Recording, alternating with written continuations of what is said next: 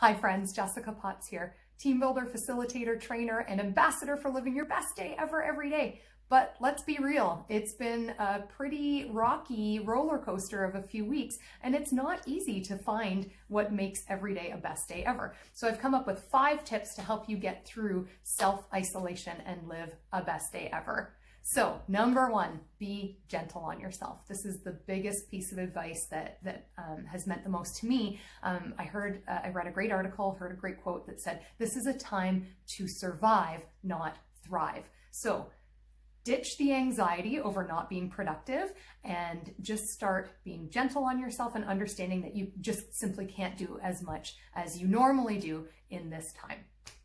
Number 2, set small goals for yourself.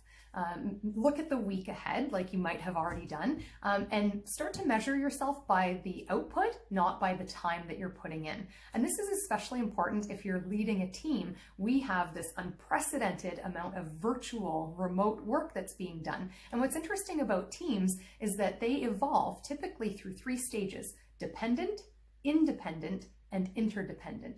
And so we want our teams to be able to, when you're dependent, you are reliant on the leader to do the tasks.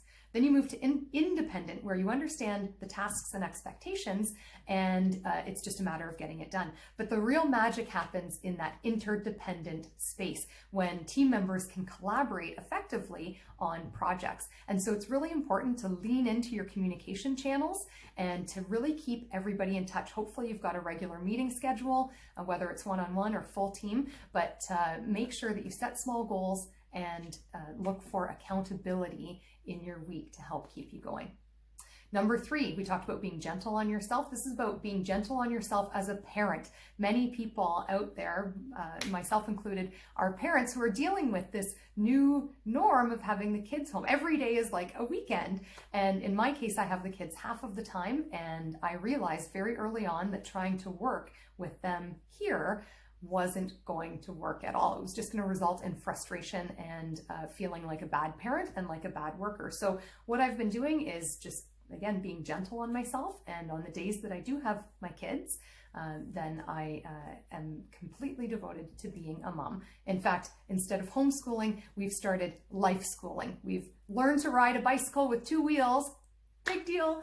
We've made soup. My younger son learned how to use a chopping knife for the first time. So these are some of the life school activities that have happened with us over the last couple weeks. And I'm sure it's going to be a very memorable time for our kids especially. Number 4, stay connected. It's harder now than it's ever been, but remember that this should be really looked at as physical distance, not social distancing. So even though we are divided by space, we don't need to be divided in our connection. So, I talk a lot about the importance of belonging. So find something that you can belong to, whether that's a group messaging chat, whether it's doing video cocktail hours like my friends and I did recently, or it's just staying on top of social media, commenting and being positive. Spread positivity. That's something that everybody needs right now. And daydream about the things that you will do together once this whole thing is over. The importance of having something to look forward to is more important now than it's ever been before. And number 5, reflect. I love the practice of reflection, and I think it's something everybody should do. We can study our successes and learn how to repeat them. We can study our shortcomings or our failures and learn from those to do better and feel better in the future. So one of the best quotes that I've heard is by Dave Hollis recently, and he said, "In the rush to return back to normal, take this time to consider the parts of normal that are worth rushing back to." And so I hope that that quote helps you reflect and find some perspective and hopefully a silver lining to how we can live our best day ever in self-isolation. I hope that you'll share your tips with me, like, comment, and subscribe, and we will see you next time.